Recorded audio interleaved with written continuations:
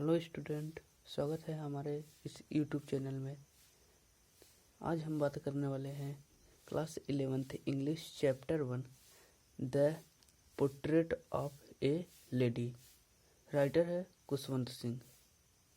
ये बहुत ही interested chapter होने वाला है क्योंकि इसमें जो खुशवंत सिंह हैं उनकी दादी माँ के बारे में सब कुछ कहा गया है। चलो देखते हैं। The test.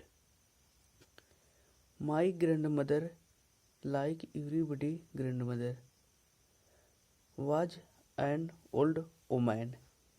मेरी दादी माँ हर किसी दादी की तरह एक बूढ़ी महिला थी।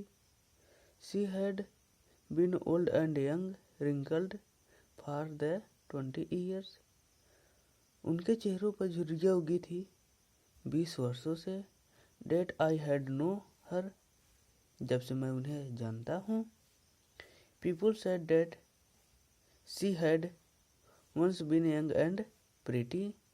लोग कहा करते हैं कि वो कभी सुंदर और जवान हुआ करती थी। And had even had a husband, और उनके पास एक पति भी थे। But that was hard to believe, लेकिन यह विश्वास करना कठिन था क्योंकि उनकी माँ के चेहरों पर झुर्रियाँ उगी थी इसीलिए, और वह बूढ़ी थी इसीलिए कहते हैं कि यह विश्वास करना कठिन था कि उनके पास एक पति भी हुआ होगा।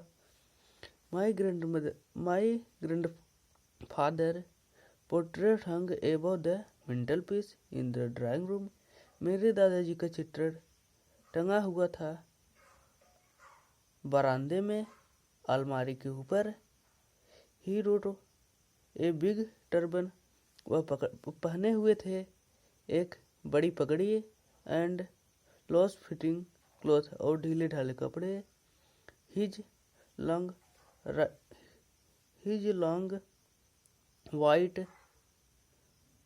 Beard covered the best part of chest.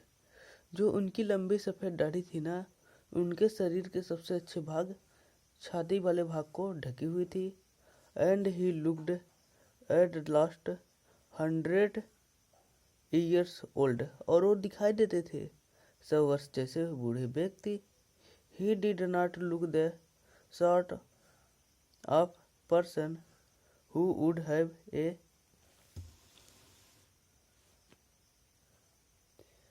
Wife और चिल्ड्रेन, और ऐसा नहीं लगता था कि उनके पास केवल पत्नियां और बच्चे होंगे। He looked as if he could one have and last grandchildren, और ऐसा प्रतीत होता था कि उनके पास बहुत से पोते और पोतियां भी होंगे।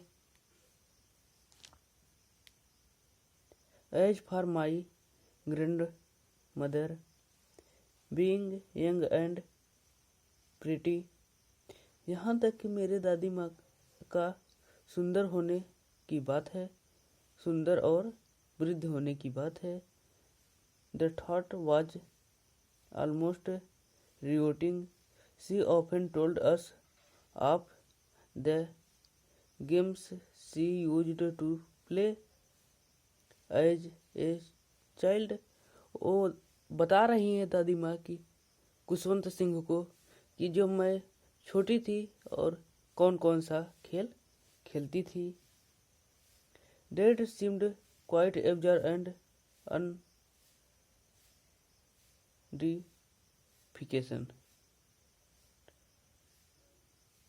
यहाँ तक कि यह अपमानजनक बात है on her part, and we turned I like the face of the person he used to tell us.